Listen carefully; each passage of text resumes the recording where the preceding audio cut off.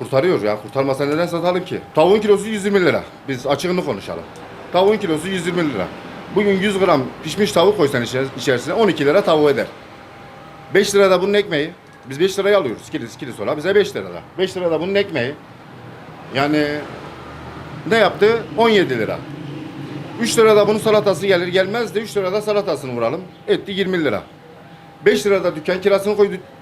Dükkan kirası. Yani kıvırını zıvırını düzün başı bunu koy 25 lira. Ki yani aza kanaat etmeyen çoğu bulamaz.